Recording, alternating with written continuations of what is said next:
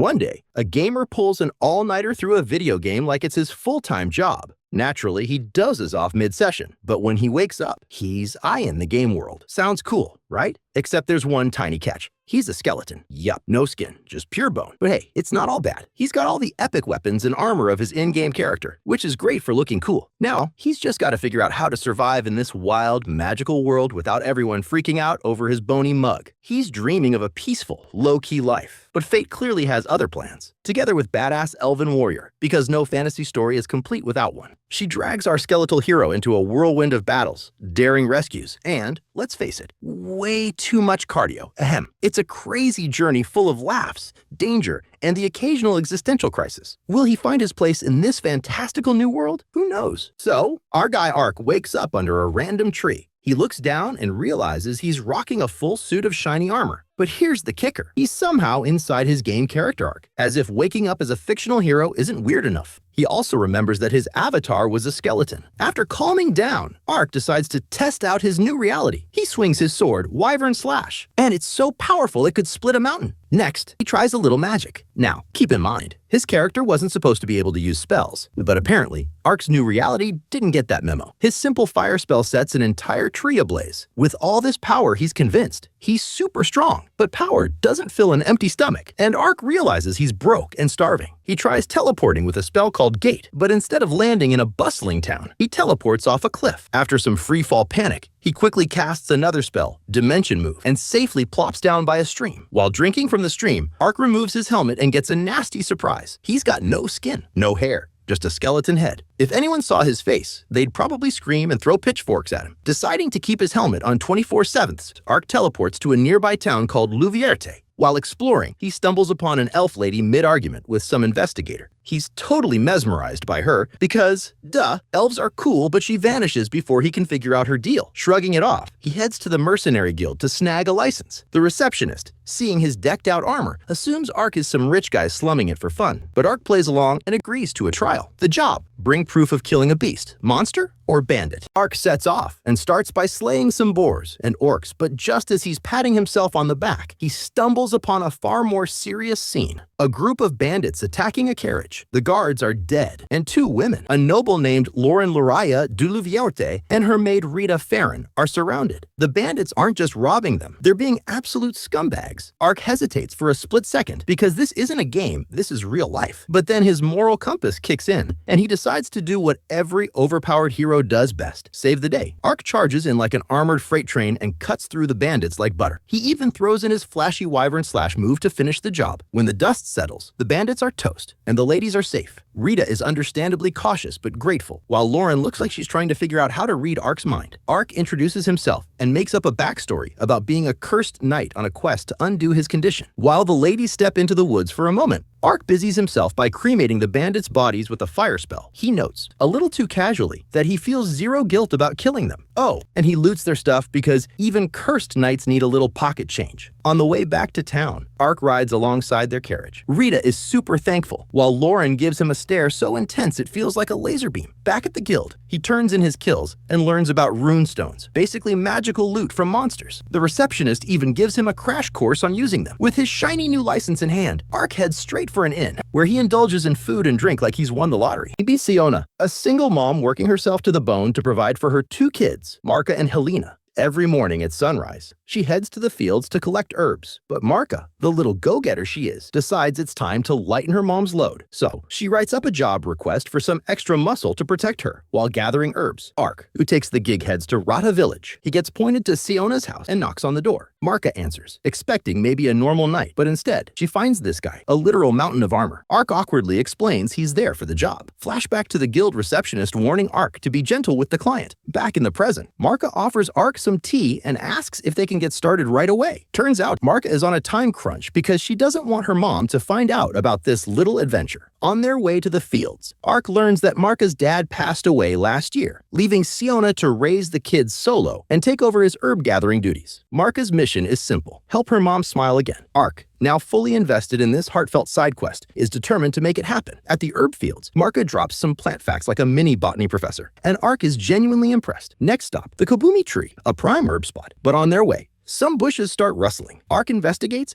and finds a weird, injured green creature with multiple tails. The little thing bites him when he tries to help, but Ark heals it with magic anyway. The creature is so hyped it starts zooming around like a puppy on caffeine. Marka suggests Ark give it a name, and they settle on Ponta. Back in the village, a hunter freaks out about seeing something way scarier than the usual fanged boars in the forest. Meanwhile, Seona comes home, hears from the gatekeeper that Marka went into the forest with some random knight, and is understandably worried. Meanwhile, at the Kobumi tree, things are looking good until they're not. Marka moves to gather herbs, but a giant basilisk shows up. This thing is massive. Ark quickly pulls Marka out of harm's way and starts analyzing its attacks. Poison breath, paralyzing claws, a tongue whip. The basilisk is pulling out all the stops, but Ark isn't phased. He blocks its petrification attack with his holy shield of Tutates and counters with his judgment slash, which slices the monster in half. With the beast defeated, Marka mentions how the villagers will throw a party for this, but Ark insists on keeping it secret. Ark then notices a strange ring on the basilisk's ankle, but it disappears before he can investigate further. He figures out that the basilisk was the reason fanged boars were hanging around the village in the first place. Fanged boar shows up, and Ark quickly takes it down. He decides to gift the boar's meat to the village, keeps the fangs and rune stone as payment, and plans to have its hide tanned into leather for Marka. Back in the village, Marka reunites with Stiona, who hugs her tightly. Ark apologizes for letting Marka run into the forest. When the gatekeeper and hunter ask if he fought the monster causing trouble, both Ark and Marka deny it. As dusk falls, Ark prepares to leave. Little Helena gives him a circlet of flowers. Meanwhile, far off in the forest, a group of soldiers is dealing with their own giant basilisk. Their leader is stunned to hear a single person took one of these beasts down. His guess? Either a god or a devil is behind it. Back at the inn, Ark is chilling with Ponta, snacking and plotting his next big quest. Life's good when you're an OP skeleton knight with a fluffy green sidekick. We kick off with Ark chasing down some bandits in a cave. After dealing with those losers, he stumbles upon their treasure stash. Jackpot, right? Except there are also a couple of cages hanging around. Ark sees them, shrugs, and moves on. Meanwhile, over in Diento, we've got this shady guy, Marquis Triton, getting some bad news from his lackey, Celsica. Apparently, their assassination attempt on Lauren Tank and the two giant basilisks they let loose in Louvierte were taken out. Triton's not happy, and Celsica's thought, why was Prince Dakaris messing with Thier Place? Triton has no clue, but he's betting it's the Eastern Empire pulling the strings. Their big worry, keeping their team up with Dakaris a secret, because if Prince Sect finds out, it's game over for them. Triton then orders that their mysterious product gets moved to the market ASAP, and that Princess Uriarna stays in the dark. Also, he's ticked to learn his son Udalin was involved in this mess. Now, back to Ark. He gets ambushed by Ariane, the badass elf we met earlier, who thinks he's a bandit. But then she spots Ponta, his adorable spirit creature sidekick, and thought maybe he's not a bandit. Turns out, Ariane's here because she heard the bandits were hunting elves. Ark thought maybe the cages must have been for that, and Ariane explains elves get sold for big bucks on the slave market. Before she can storm off, Ark tries to help, but she's not having it. Still, he decides he's gonna tag along. Later, Ark's chilling at his inn, enjoying his dinner and thinking about Ariane. He doesn't even know her name yet, but he's already planning to look for her the next day. So, he warps to a spot near the elven forest, and Ponta's ears perk up. Something's going down. It's an elven girl running for her life from some bandits, led by none other than Triton's brat, Udalan. This guy's a total creep, stabbing the poor girl in the leg. Ark's about to jump in when Ariane swoops in, taking out a couple of bandits in one swing. The bandits immediately recognize her as a dark elf, a rare type of elf worth a fortune. Udalan? He doesn't care about that and tells his goons to have fun with her. Ariane starts wrecking them, and even though they outnumber her, she's practically invincible, until Udalan grabs the injured elven girl as a hostage. Arx comes in, casually strolls up behind Udalan, and drops him with his signature armor lariat move. The guy goes down like a sack of potatoes. With Udalan out, Ariane mops up the rest of the bandits, and the elven captives are finally free. But there's a catch. They're wearing these creepy mana-eating collars that block their spirit magic. Ark, being the walking cheat code, casts Uncurse and Heal on one of the girls, leaving Ariane speechless. After freeing and healing all the captives, Ariane calls her spirit creature, a whispering fowl, to send a message about the rescue. Not long after, some cloaked elves show up to take the girls to safety. With them gone, Ariane finally turns to Ark, demanding to know who he really is. Ark told her that he's an average skeleton knight. Before they can argue more, the whispering fowl returns with news. The slavers' HQ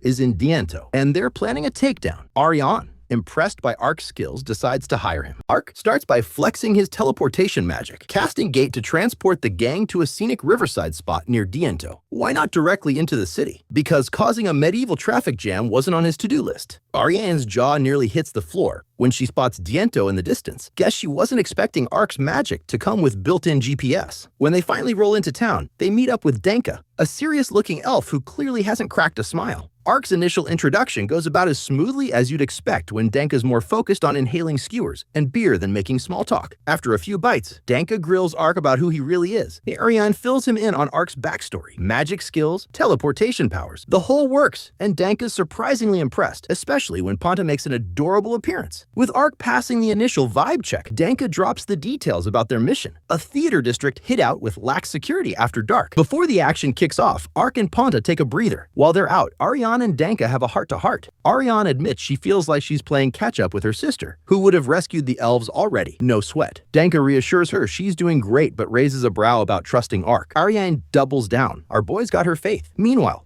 Ark cashes in some bandit loot, grabs a meal, and treats Ponta to some quality bonding time over dinner. Elsewhere, we get a peek at the captured elves. One of them is throwing out brave declarations about being rescued, while the bandits roll their eyes and snicker. Yeah, they're gonna regret that. While sneaking around, Ark gets jumped by a ninja. Yup, a real-deal ninja, and she's oddly excited that he recognized her as one. After spotting Ponta, the ninja dials down her energy and gets straight to business. She hands Ark a roll of paper with the location of the captured elves and mentions she didn't find what she was looking for. To top it off, she gives Ponta some berries, because even ninjas can't resist that fluffy charm. Before vanishing, she told him that there are 2 more elves in the Lord's palace, with the papers in hand. Turns out they're slave contracts. Ark reunites with Ariane and Danka to share the intel. When they ask where he got the papers, Ark told them that he found it on a bandit. Just as they're processing this, 3 bandits barge in. Ariane takes care of them fast, and they head to the basement to free the elves. The basement scene is heartwarming. Rescued elves, lots of thank yous, and a bit of awe as Ark casts Uncurse to remove those pesky magic-eating collars. Even Danka's icy demeanor melts a little at the sight. Danka steps up to escort the freed elves to safety, leaving Ark and Ariane to tackle the Lord's palace and rescue the remaining captives. With a quick dimension move, Ark and Ariane teleport to the palace for the next leg of their mission. We kick things off with Marquis Triton chastising his son Udalin for being a colossal screw-up, all while preparing to commit crimes against 2 poor elven ladies, Sena and Una, who are restrained on his bed. Meanwhile, outside Triton's mansion, Ark and Ariane arrive. They quickly draw attention from the guards, so Ark does what Ark does best, makes a scene. With a flashy wyvern slash, he slices the bell and creates the perfect distraction for them to infiltrate. Upstairs, Triton gets word of the intruders from his loyal lackey, Celsica. He's mid-rant about monsters. The door behind him explodes into splinters. And in stroll Ark and Ariane, looking every bit like the avenging badasses they are. Ark declares their intentions to rescue the captured elves, and Ariane immediately incapacitates Triton with the kind of precision that says she's been waiting for this moment her whole life. Ark, meanwhile, decides to scare Udalin so badly that the man's probably going to need therapy. While snooping around, Ark finds a hidden room stuffed with treasure. He's about to tell Ariane, but she's busy serving up some justice with the other elves. Just then, mansion guards show up, and Ariane goes full action hero, setting her sword ablaze and clearing them out. She tells Sena and Una to meet up with Danka for safety while she checks on Ark, who's currently looting the hidden room. Caught red-handed, Ark quickly improvises telling her he's doing it to prevent the Diento family from rebuilding their power, and Ariane buys it. The mansion starts blowing up, and Ark and Ariane teleport to safety. Later, Ariane admits the pay she promised Ark isn't exactly great, but sweetens the deal by inviting him to the Elven lands to help rescue more captives. Ark's thrilled but wonders if he'll be welcome there. What with being a giant skeleton and all. Ariane promises to talk to the elders, and Ark gets serious for a moment, asking if she'd still trust him if she saw his true face. Ariane promises she won't judge, so Ark removes his helmet, revealing his skeletal appearance, and explaining the curse that did this to him. Revealing his skeletal appearance.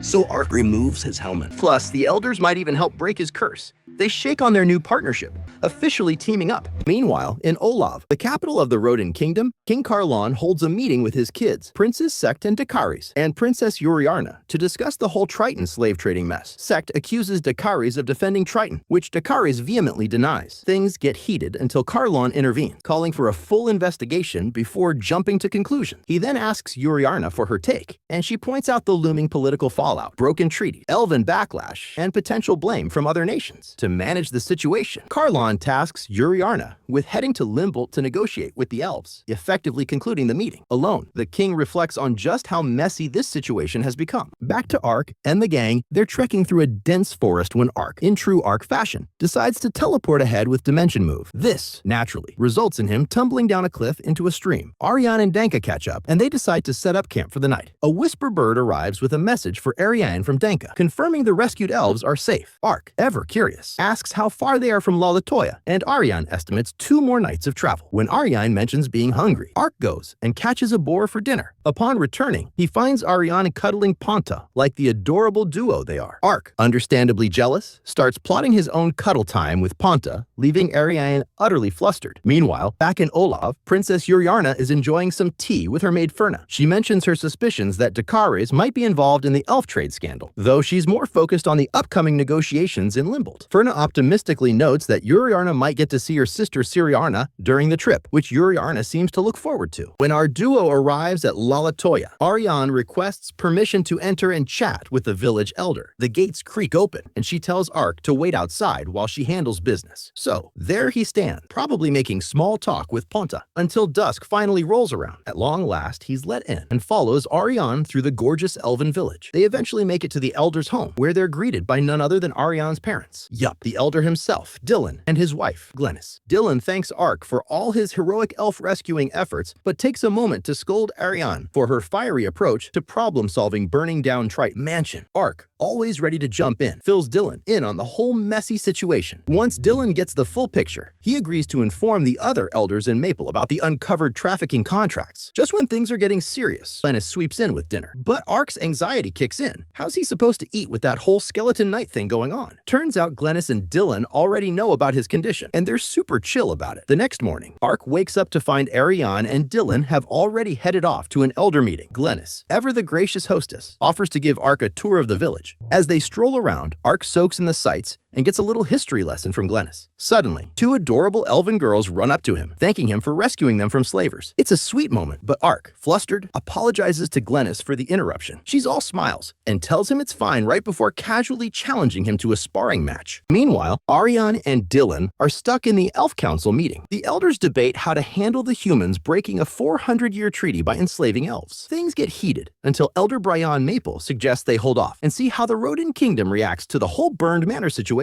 On their way out, Ariane apologizes to Dylan for the outcome, but he reassures her it could have been worse. Then, out of nowhere, he drops some family news. Ariane's sister Even is getting married next year. This shocks Ariane because her sister is, well, a bit of a battle-crazed maniac. Even suddenly shows up, tackles Ariane to the ground. Dylan, wisely, nopes out of there, leaving the sisters to catch up. Back at the sparring match, Glennis absolutely schools Ark with her swordplay, leaving him thoroughly humbled. Later, he soaks his sore pride in a soothing bath with Ponta. Just as Ark's starting to relax, Ariane comes home, ready for her own bath, only to find Ark already in there. Ariane looks like she wants to set the place on fire. After things settle down, the family gathers for dinner, and Dylan updates Ark on the elder's decision. He officially hires Ark to track down the names on the trafficking contracts and free any elves along the way. The pay isn't great, but Dylan sweetens the pot by offering info on how Ark might break his curse. Turns out there's a magical spring near Lord Crown that might do the trick. The catch, it's guarded by a freaking dragon lord and a bunch of spirit animals. Oh, and only an elf can negotiate access. Ark accepts the quest, thinking about how the curse is really just an RP thing he rolled with, and Ariane insists on joining him. Later that night, while lying in bed, Ark starts overthinking. Is his skeletal appearance even a curse? If it were, he figures he should be able to dispel it with a spell. But what if it isn't a curse, and the spell backfires, hurting him instead? Throwing caution to the wind, Ark casts Uncurse on himself, and to his amazement, it works. Ark and the gang are on their way to Olav, the Rodin Kingdom's capital, and Ark has a little aha moment. Turns out his skeleton shtick is actually a curse. Good news, he can use an uncursed spell to look normal. Bad news, the effects wear off faster than a cheap perfume. They eventually stumble out of the forest and hit a small pond, which would be peaceful if not for the swarm of giant dragonflies. These bugs aren't just annoying, they're hungry. Cue Ark sprinting for his bony life later. At a cozy village pub, Ark confesses his mortal fear of insects over dinner. Ariane, clearly unimpressed, lays out their game plan. They're cutting through a monster-infested forest. The waitress warns them about haunted wolves, but Ariane is ready for the challenge, and Ark reluctantly agrees. Meanwhile, in Olav, Princess Uriarna is setting out on her own adventure with her maid, Ferna, in tow. They're speeding through the forest in a carriage, unaware that someone is creepily watching them from the shadows. Back with Team Ark, they finally hit haunted wolf territory.